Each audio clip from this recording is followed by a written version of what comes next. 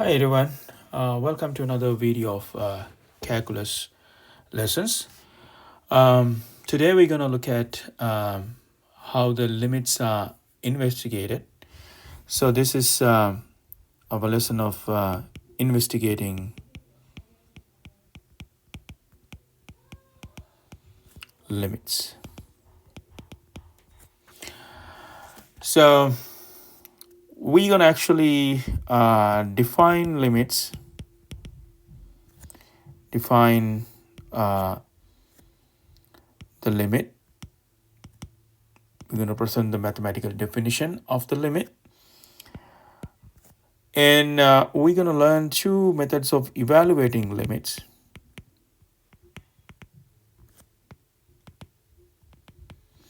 One is graphically and then numerically. As you remember last time, in a previous video, we talked about what the idea of limit is by taking an example. I would like to start with an example here as well. So I'm given a function, a constant function fx equals k. K is a constant. If fx equal constant k, then we can graphically represent that function just like this. It's a parallel, a straight line parallel to the x-axis. Now we have some point here c, where we're going to find the limit of function when x goes to c. So I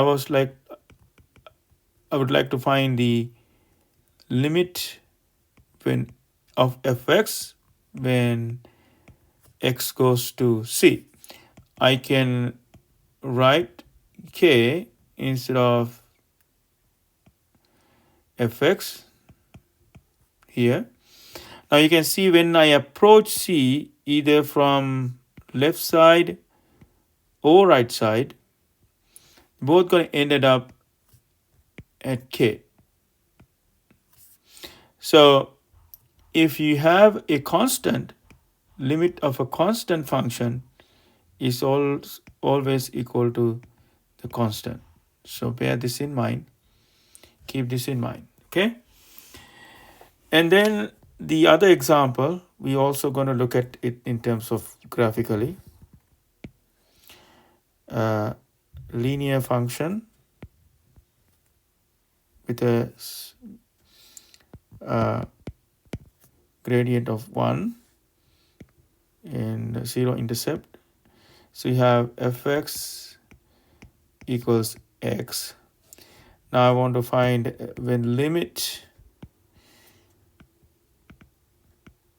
x goes to c, f of x is equal to limit x goes to c, x. When x goes to c, fx also goes to c, right? Either from this side, left side, or right side. So this is c. So this limit of x when x goes to c is c. It's another important one. And here we're going to actually look at some examples. So what the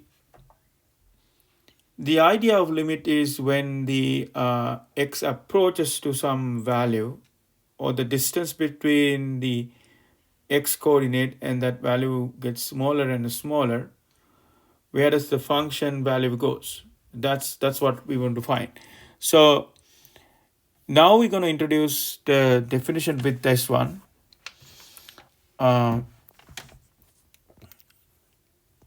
Definition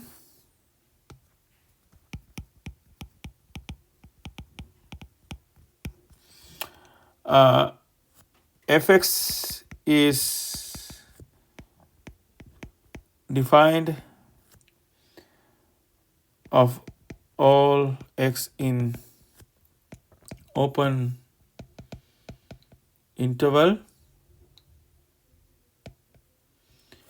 in an open interval containing C. So it's something like that. If I draw a number line, real number line, there's an open interval from A to B, this interval, and there's C in here. This is the interval from A to B. A and B could be any numbers, positive integer, negative infinity, and C is in the middle. And fx is defined in this open interval, right? Fx is a function. So this is the domain of fx, right? But however, fx might not be defined at C. Okay. For example, let's say fx is equal to 1 over x. In that case, fx is not defined at x equals 0. But fx is defined for all the real values, not except x equals 0, right? But that 0 is in the domain of fx.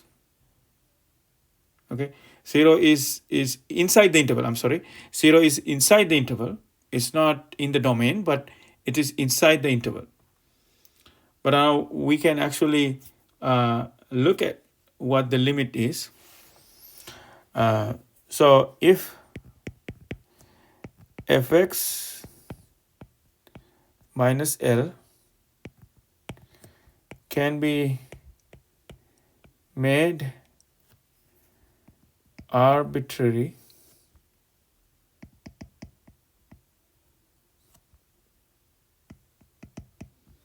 small by taking x sufficiently close to C, but not equal to C, but not equal to C.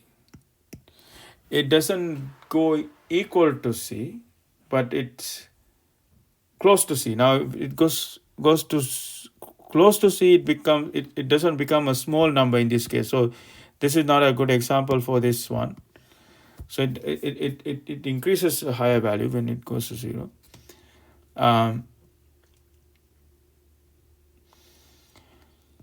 So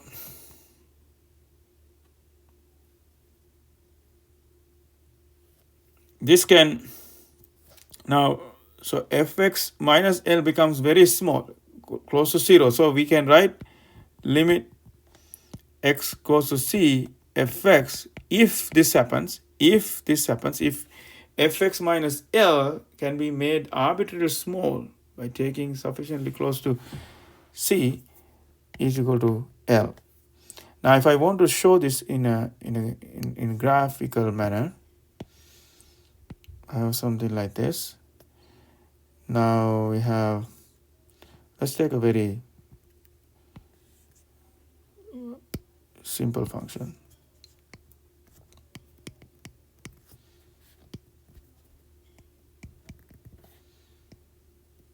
See, and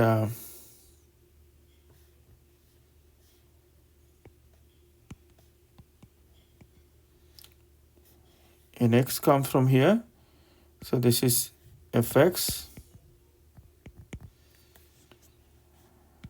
from this side. So if x goes from here to C, this value L is right here.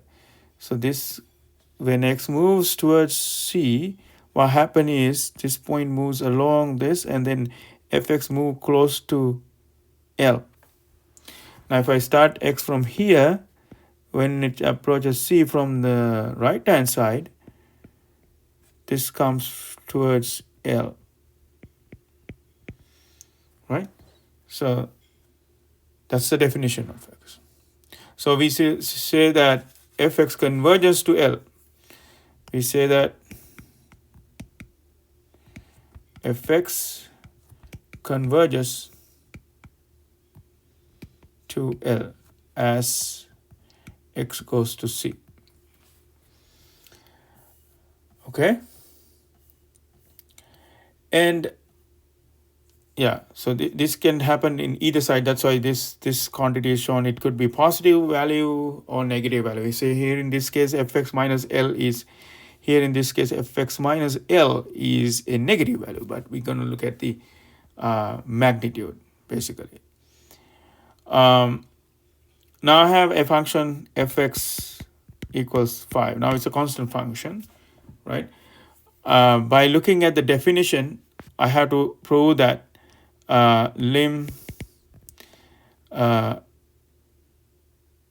fx x goes to 7 equals 5. I have to prove that. So what do I have to do is I have to show that when x goes to 7, fx minus 5 magnitude goes to 0. I have to show that this goes to 0, right?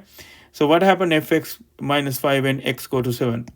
What, it doesn't matter what the value of x is, fx equal to 5. This is 5 minus 5.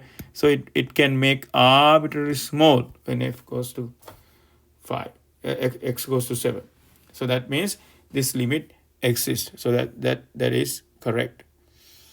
So for the any constant function that happens, that's what I showed you earlier. And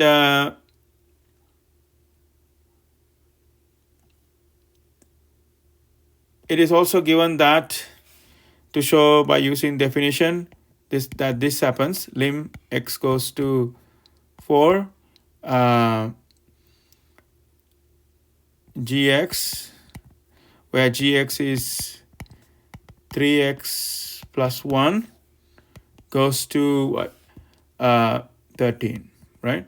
So how do I show that? So when x goes to 4, I have to show that gx minus 13 is arbitrarily small. So instead of gx, I can write 3x plus 1 minus 13. So when x goes to 4, this x becomes 4, right? That's what I told you earlier. This relationship that we talked about, lim x goes to C, x equals C, right? So here it's the same. This is x. So this is 3 times 4 plus 1 minus 13. So this can become very, very small when x getting closer and closer to 4. It's not equal to 4. It could be 3.99999, right? So if you multiply 3 times, this is 3 times 3.99999 plus 1 minus 13 is a very small value, very, very small value, right? So we can write this lim x goes to 4, gx is equal 13. Gx equal 13. Okay.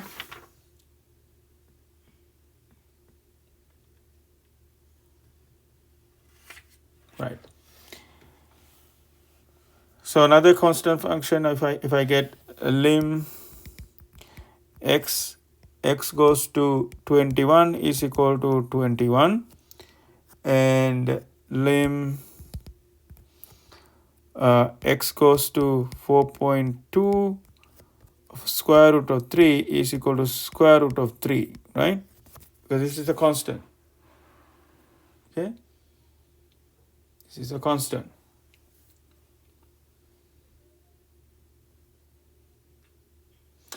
We can also verify these. If I get number 18, question number 18 on the exercise 2.2 number 18, lim exercise 2.2 from your book, lim x goes to 0, limit x goes to 0, 3x squared minus 9 equals 9. Now how do I use definition to prove this one? Verify this one. So in the definition it says when x goes to 0, this quantity minus 9 minus 9 minus negative 9, right, should go to 0. So this, if you substitute this, 3 times 0 squared minus 9 minus negative 9. When x getting closer and closer to 0, this goes to closer and closer to 0, right? That means this satisfies. Okay? Right. Now so far we learned that lim for any constant, limit x goes to c, any constant, it goes to the same constant. Limit x goes to c, x is c. We learn these two things. We learn these two things, okay? Keep that in mind. And we can also investigate some things numerically, so that we did graphically and we can do the numerical investigation. Estimate the limit numerically or state that limit does. Okay. We can estimate some of the things numerically as well. So for example, I get this question, example,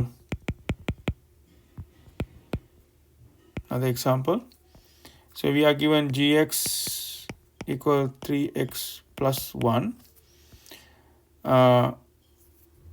We need to find limit x goes to 4,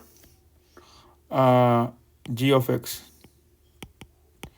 which is limit x goes to 4, 3x plus 1. Now what I do is I would take 4 minus values and I look at g of x, and then for plus values I look at g of x. So that's how we look at numerically, okay? So I take 3.9, 3.99, 3.999, and also we can take 3.9999, and this is 4.1, 4.01, 4.001, 4.0001.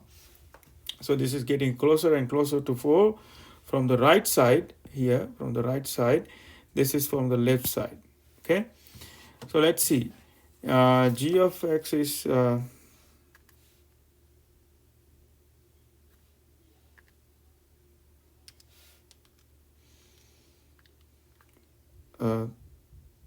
times 3.9 plus 1. This is 12.7. Take a different color. 12.7. And if I put 3 times 3.99 plus 1 is 12.97. And I put 3 times 3.999 plus 1,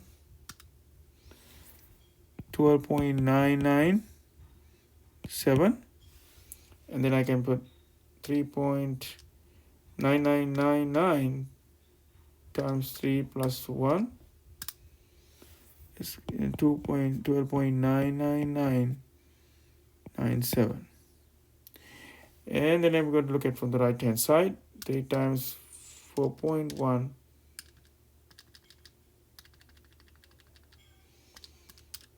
plus 1, 13.3. 3 times 4.01 plus 1, 13.03. 3 times 4.001 plus 1, 13.003. Then next one is 13.0003. So this is getting closer and closer to 13. This from this side it is getting closer and closer to 13. So this limit is equal to 13. Okay, that's how you do it in numerical method. And we can take another example. Here in this case, f of x equal to x squared. We need to find lim x goes to 4 f of x. So you can do that graphically. You can do that graphically. You draw a graph. This is a graph. And f of x at 4, you will get 16. So this limit is limit f of x goes to 4 is equal to 16. Now if you do it in numerically, in numerical form, you have 4 minus x squared, 4 plus x squared. So you have 3.9, 3.99, 3.999, 3.9999. You have 4.1, 4.01, 4.001, 4.0001. Right? So we have to find x squared for everything. 2.9 squared, 15.21, 3.99 squared, 15.9201, 3.9999, 15.992001, 3.9999 squared, 15.99920001, right? So it's getting closer to 16 from that side. Let's take the other side. 4.1 squared, 4.01 squared,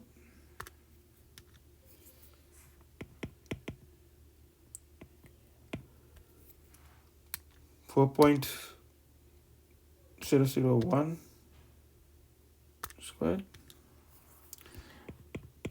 So I think we can see that as a pattern, it goes getting closer and closer to 16. So this is 16. Okay, this is 16. So like that, you can use graphical methods or numerical methods determining the limit of functions. Now, sometimes limit does not exist when it approaches a certain value for certain functions. For example, we have this function f of x equals sine pi over x. Since we haven't learned a lot about sine functions yet in this class, I would like to do this only numerically. Sine pi over x. So in numerically, I can write now x goes to 0, right? I put 4 columns. This is 0 minus 0 plus sine pi over x divided by sine pi over x. And it getting closer to 0 from negative side. From the negative side, it getting closer to 0. and the positive side also.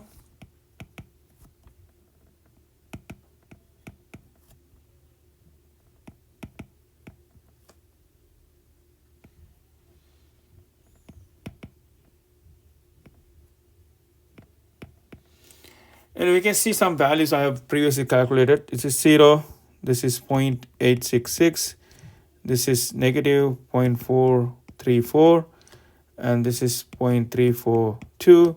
Again, this is negative 0.935. And this is 0, negative 0.866, 0.434, negative 0.342, 0.935. Now you can see that the values of the function goes up and down when it getting closer to 0 from either side. So what we can expect is when the function comes to when x goes to 0, the function values can jump up and down. So it's kind of wiggling here, oscillating function. So the limit does not exist.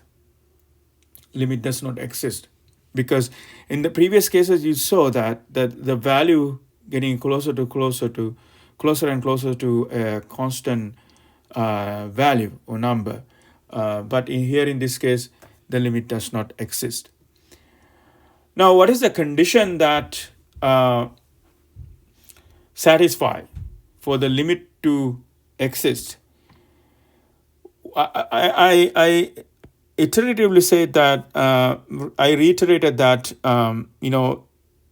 limit from both sides, right? Limit from right side and left side. So we can signify that limit from left side xc negative. So what does that mean is if I draw a real line, x approaches to c from the left hand side, right?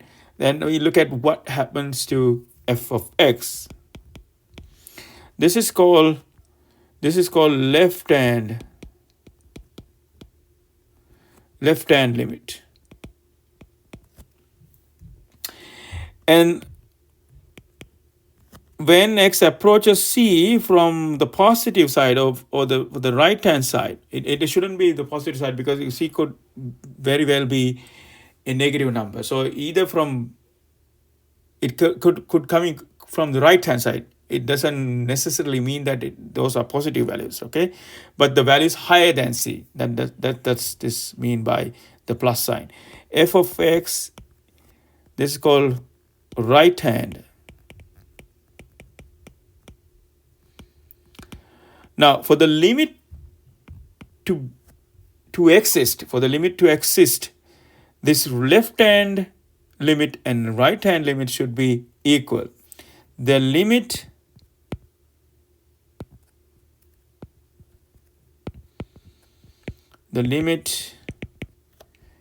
exists if and only if and only if both one-sided limits exist and they are equal.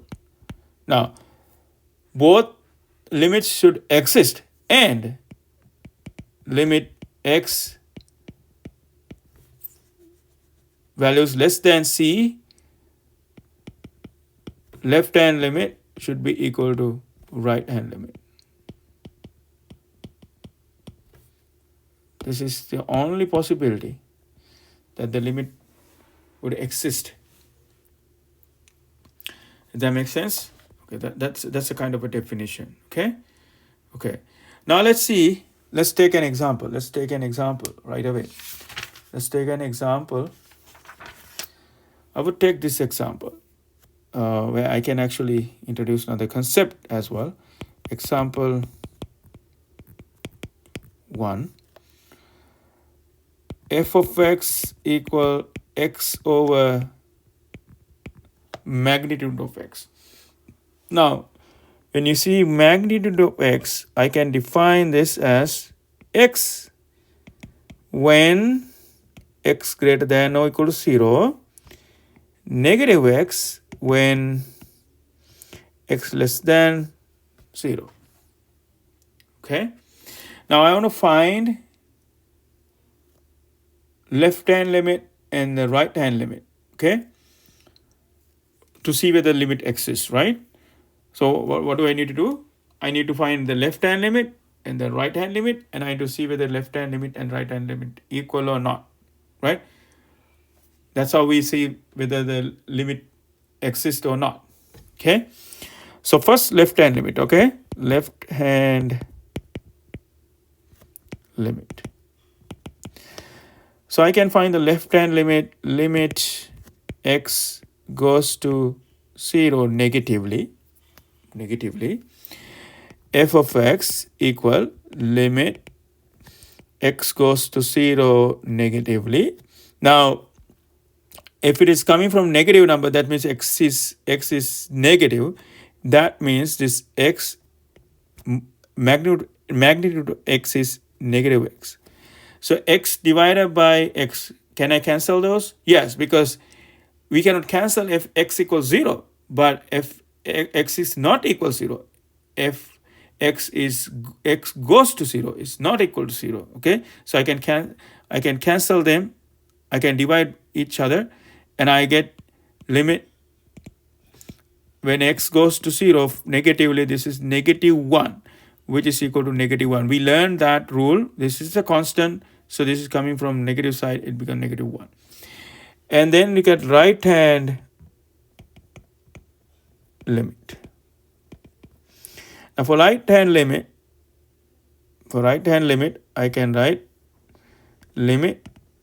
Now x coming from positive values, or the values from the right hand side of 0, f of x.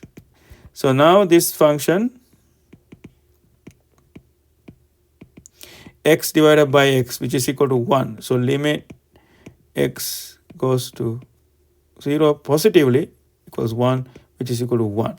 Now we can see that left hand limit, that means limit x negatively goes to 0 of f of x is not equal to limit x positively goes to 0 f of x. So limit does not exist. Limit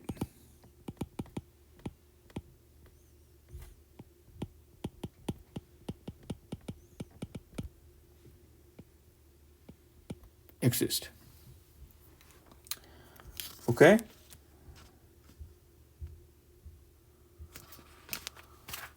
So there are many other examples in the book. So I would like to do problem number 21. I would like to do 21 from section 2.2. From section 2.2, problem number 21. I take limit, sorry, my f of x is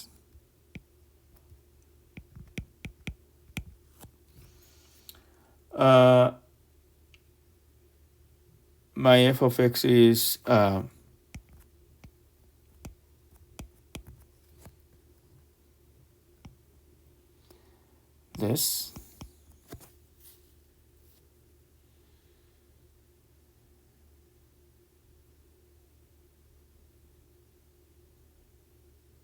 Okay. Now I can write limit x negatively goes to 1. I need to see whether this exists. I need to see 1 fx exist, right? So limit x goes to 1 negatively, f of x is equal to x minus 1 divided by x minus 1, square root of x minus 1 divided by x minus 1. So I can write this is I can do some algebra here.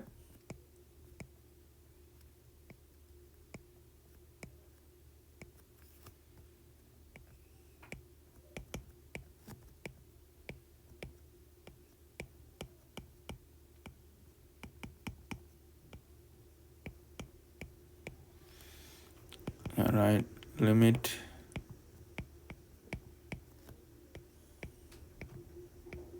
square root of x plus 1. Now it is coming from negative side. It's coming from negative side. When it is coming from negative side of 1, the numbers are getting closer and closer to 1, right? 1. And then this is equal to 1. So then this goes to half, right? It goes to half. And then the second one, limit positive side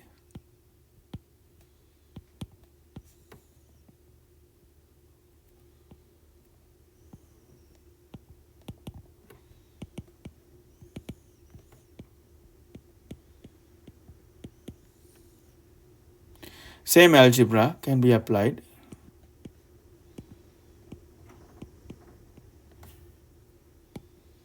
So I can write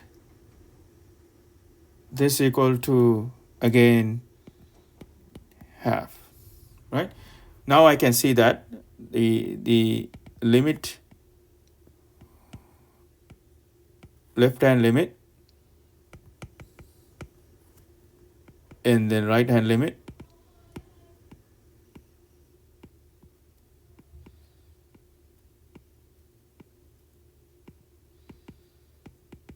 for this function exist, and then that is limit exist.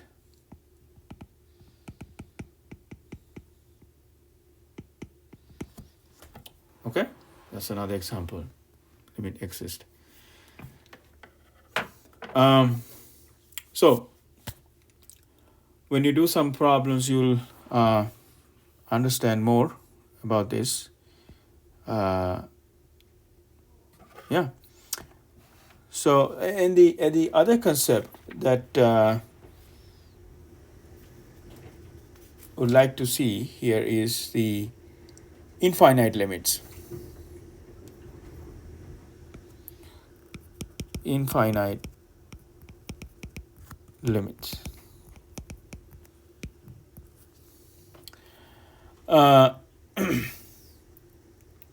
Sometimes when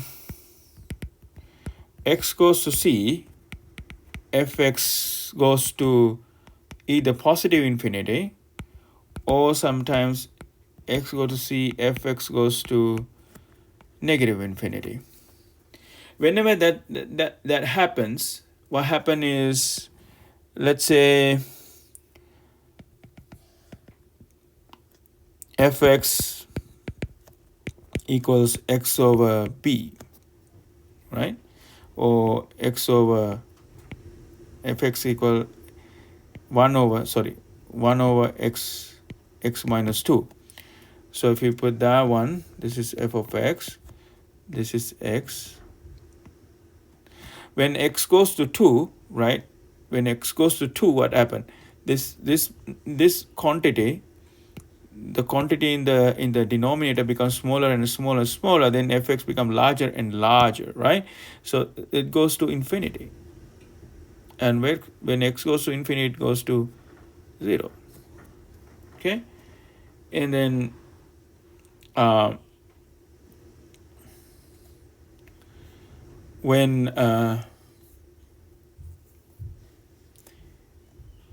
it comes on negative side, it goes to negative infinity.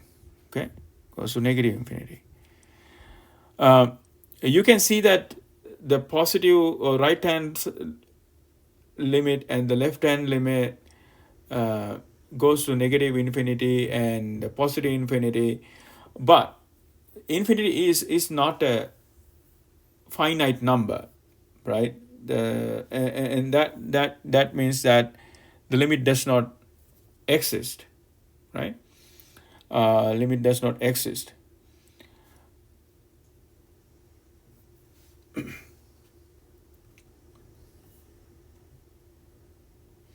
That means limit does not exist. So in this case, we name this line, this is 2, so x equal 2 is a vertical asymptote. Is a vertical asymptote. There are some examples that you can look at in the book. I will assign you some examples, and then we will talk about that next time we meet. Well, thank you very much listening to this video, and we'll work out some examples in another video. See you.